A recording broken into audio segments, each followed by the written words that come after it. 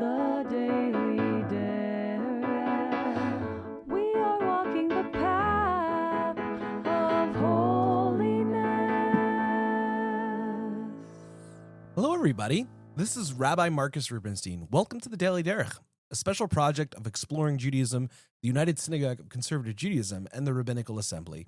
Today is the second day after Shabbat Kodesh, the 26th of Nisan, 5786, corresponding in the secular calendar to Monday, April 13th, 2026. We will read Parashat Tazria Metzora this coming Shabbat, and it is the 11th day of the Omer. Let's begin. Menorat HaMaor on the Parashah. We're going to continue learning Tazria Metzora today, and we'll really be focusing on the main topic of Tazria, which is human ritual impurity, specifically in the case of when a woman has a child and gives birth. Now, I'm going to give you a little bit of a warning here. This is a hard topic to talk about, and it does involve difference in terms of women and men, but I think it's important. I think it's important for us to understand what's in the Torah and to understand the laws clearly before trying to judge them too much.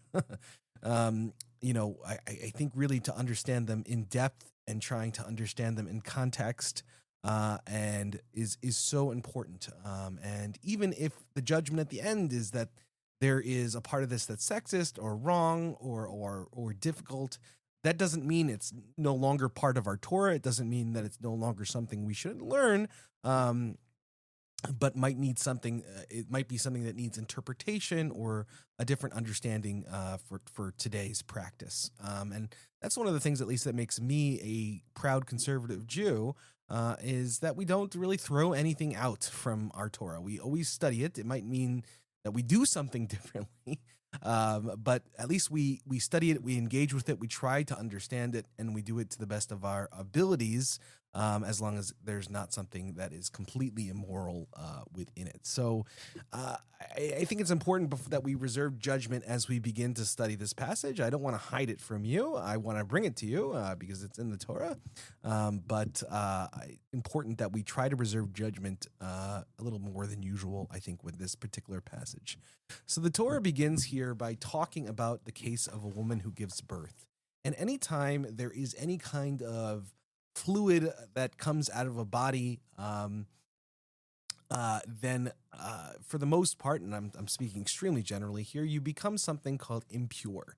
And pure means in Judaism, at least, ritual impurity, which means for the most part, you can't enter a temple, enter the temple or give a sacrifice or eat of the sacrifices when the temple once stood. So for the most part, it only has what to do when the temple exists. The temple doesn't exist anymore, so we don't really talk about purity and impurity in the same way. But there is a reality that we don't, when the case of a woman who is impure, the man is prohibited to have sexual relations with the woman. And we know that according to the Torah, according to our Parashah this week, Tazria tells us that when a woman gives birth to a child of some kind, she is immediately would be considered impure for a certain amount of days. Traditionally, if the woman has a man or has a boy, the woman is impure for 7 days, and for 7 days, this is according to the Torah, we're not allowed to have sexual relations. The rabbis added an extra 7 clean days onto that.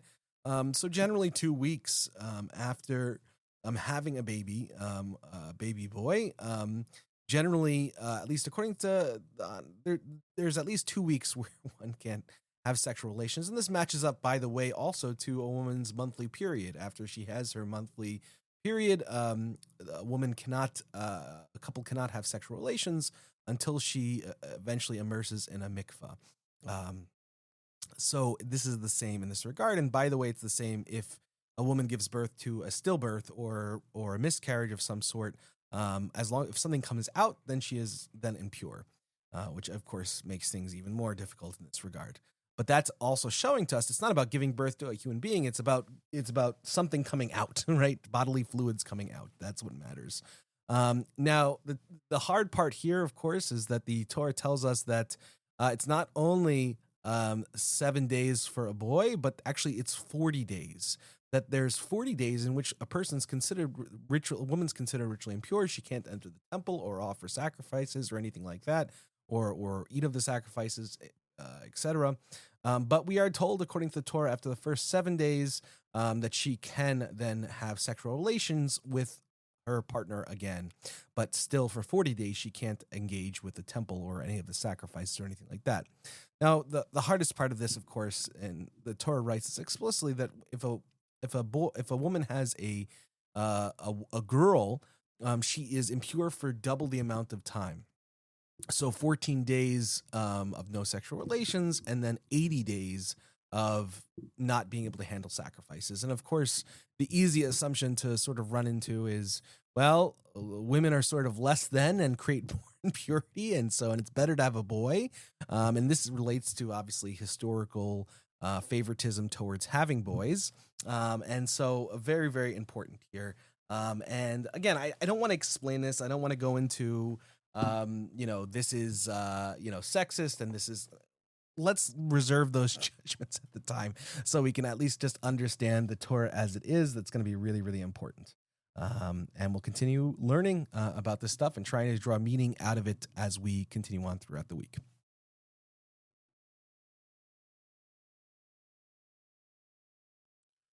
All right, the Mishneh Torah. So we've finished learning the laws, at least in the Rambam, of Sfirat Omer, of counting the Omer. Obviously, we've finished learning the Passover laws since it's now after Pesach.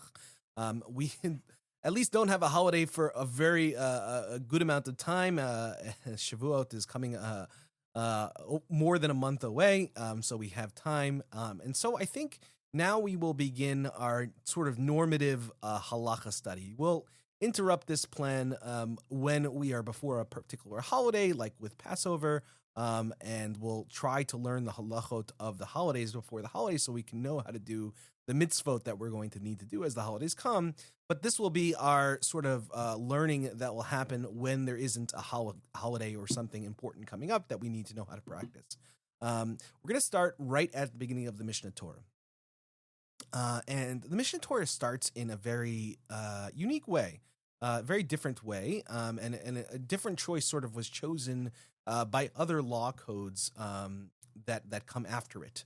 And that is the idea that the Rambam begins with what he calls foundations of the Torah, which a lot of which are the essential beliefs of Judaism, the things that every Jew is obligated to believe.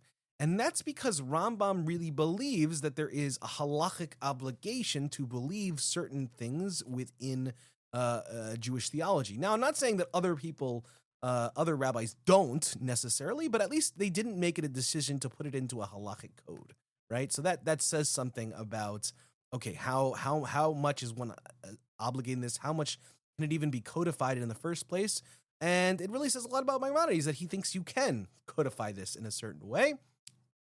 Now, the reason I think that this is important for us to go through, easily we could skip this part and start with, Hilchot Tefillah or something for us that's very practical, action-wise. I think this is important because the idea that is often taken from this, and I hear often, is that the Jew, all that matters is what a Jew does and not what a Jew believes. And this is very much not true. This has been passed around by so many people, and I've heard this even from so many conservative and Reform rabbis, that it doesn't really matter what a Jew believes. It matters what a Jew does. And that really is not true according to the tradition. It might be that Judaism elevates action over thought, but it's certainly Judaism and Torah and the Talmud and every layer of Judaism cares very much about what a Jew believes. So the Rambam tries to set out sort of what a Jew must believe in the most normative sense of what that is. Now, I want you to understand, before we start these laws, that's not necessarily agreed upon by all halachic authorities. Many, many, many people argued with these laws over the centuries and had different interpretations on what truly is foundational theologically. But I think Rambam really lies out a clean sort of middle position of what is required to believe in. And obviously it's been taken enough that we sing Yigdal at the end of our Shabbat morning, our Shabbat evening services. We sing Yigdal even at this synagogue and many conservative synagogues around the world, because obviously we've accepted this in a certain way or form, as Yigdal really is a song version of Maimonides' 13 essential beliefs of Judaism. So I think important to say, let's take it seriously what the Rambam is saying here and really try to analyze it and understand it and try to take it on in our own lives, but also understand that there are halakhic authorities that there are real authorities that disagree with this. So let's begin. He begins the Mishneh Torah by saying the foundation of all foundations, HaYesod HaYesodos V'Amud HaChochmot, the foundation of all the foundations and the pillar of wisdom, is to know that there is a primary being who brought into being all existence. All the beings of the heavens, the earth, and what is between them came to existence only from the truth of his being. So this is very, very interesting.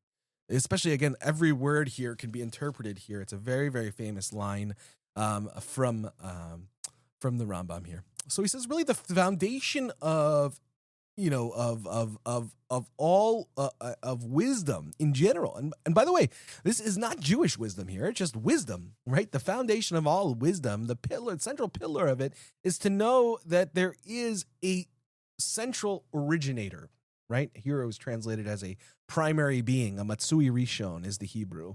Matsui means found. It is found, or it exists, an existent. And Rishon means first, or a first existent, which again, a fair translation would be a primary being, but something that first existed, and that's really, really important, and that first existence brings everything else into existence, right? Because of that thing that is the causes everything else to come into this world, whether it's in the heavens or the earth or wherever it may be. And so this really begins the foundational idea. And it's only created, this last line is just so interesting. Right? And what is between them came into existence only from the truth of his being. Meaning, right, the only reason that there is any existence at all or anything has been created is by the very essence of what God is.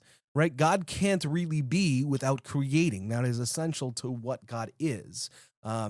So, and I think what that does is it gets us to stop questioning, well, why did God create the world? Why did God created the world? Because God is, right? That's part of what God is.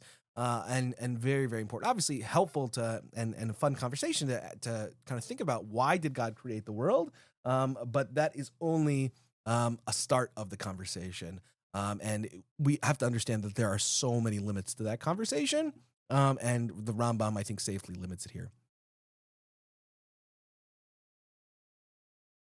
Menorat HaMaor.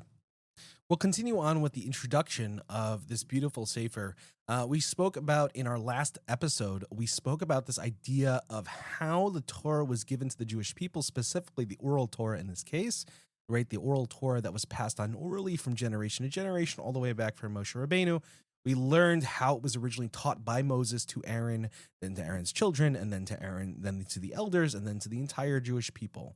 And we learned that there's this sort of real process of how it happened, and it was repeated over and over again. We spoke about the value of repetition. We continue from here, where Rabbi Akiva actually says, from where do we know that a person is obligated to repeat the teaching to his students until he's actually taught it to them? And it says, and teach it to the children of Israel. Right? So it specifically says, the question is, like, why can't I just teach the Torah or just say the Torah to them? And if they understand it, wonderful. If not, well, gesundheit, right? Why does it really matter? Well, the Torah holds us to this by saying in Deuteronomy, in Parashat Ha'azinu, at the end of the book of Deuteronomy, it says, and teach it to the children of Israel, v'limda et bnei Israel. And this means here, according to Rabbi Akiva, is that you have to actually teach it to your children, which means that they actually have to understand it. Right? And it's interesting that, according to Rabbi Akiva here, teaching someone means actual understanding. Implicit within the word to teach, which is limda, right, is implicit within that understanding is that the student actually understands it at the end, right? If someone tries to teach something or someone speaks something to a student or stands in the class, teaching in quotation marks and the student doesn't understand, it's actually not teaching, according to Rabbi Akiva here, it seems, if you do this with a close reading. But the Ha'azino doesn't end there. In the same passage on 31:19, it continues, not only that limda b'nei Israel, but sima b'fihem. It immediately says, put it in your mouths, and put it in their mouths. And this is where Rabbi Akiva even goes further and says, not only that you should just have to teach so they understand it, but that it's actually fluent in their mouths, right? That it has to actually be arranged so that they can speak it themselves, that they could teach it, and that it can readily be brought up. And why is this? Of course, because the Torah is not just about understanding it; it's about doing it. And if you just understand it, but you don't it's not in your mouths, it's not fluent on you, then it almost makes it impossible to actually practice Judaism correctly. So this is going to be really important, and this is obviously achieved through repetition, and obviously really patient teaching on the part of the teacher. So very, very important. And the passage doesn't end here. The question is immediately asked, why doesn't everybody enter together and just learn it from Moshe Rabbeinu? Why does it have to then be taught by Aaron, and it has to be taught by the elders, and it has to be taught by his children and all these people? And the reason the Gemara states is to actually give honor to Aaron and to his sons and to his elders. Because I think you can actually imagine this, right? If it was only Moshe Rabbeinu teaching the Torah, then they would say, well, Moses is gone now, we don't have to do it anymore, right? It was really something that Moses wanted. And also, looking at Aaron and his children and the elders, they would say, well, do these people have any real authority anyway? Moses is the source of all the Torah, right? He's the one we really listen to, not you. So it's, I think, one of these reasons that to make sure that these Aaron and his children and the elders also had to teach the Torah, had to enter together and learn from Moses in this regard, was so that they can also have their understanding and their connection to Moshe Rabbeinu. But on the other hand, why do all of the Aaron and then have to actually teach? Why don't they all just learn from Moshe Rabbeinu? And I think it really goes to that idea of what I was just saying, right? Is that they need to be able to respect the Bnei Israel needs to be able to respect all of the different teachers and the disciples of Moshe Rabbeinu, all their leaders. Otherwise, it's not going to happen. And they're going to think, well, this Torah thing is just for Moshe, and that's it. But on the other hand, they all had to, at least at one point, hear from Moshe Rabbeinu himself, because according to the Gemara, that Moses had this like divine assistance. He heard it straight from God. So it's like sort of like a different version hearing it straight from God, which is important. And I think what this teaching shows us so beautifully is every time Torah is taught, one, it has to be taught clearly so that people understand. Number two, it needs to be taught in a way that's fluent to the people so that people can actually execute Jewish practice through that teaching, right? So it needs review, it needs repetition, everything like that. Thirdly, right, it needs to be taught in a way so that it connects people to Moshe Rabbeinu and connects people to Hashem, in the fact that the Torah is divine, right? And there's something larger than life, larger than this world about the Torah, which is what it means here to connect to Moshe Rabbeinu and Hashem through the Torah.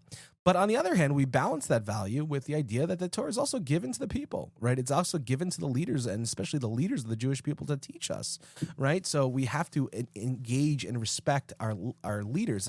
The Torah is not something for, just the most elite of the elite to hold on, but it really is for everybody, and it requires respecting our leaders and making leaders in every generation to teach that Torah in order to actually execute that. So I think he's really highlighting for us some really, basic guidelines of what Torah is, and before we get into, how we should develop ourselves and how we should work on ourselves and our character and what values we should focus on and care about as Jews and as human beings. Well, that's it for today, everybody. Thank you so much for listening to the Daily Derech. If you have any questions, comments, or concerns, please feel free to email me anytime at rmr@templeofaaron.org. Thank you so much for listening. There are so many people to thank, and you can look in the show notes for that.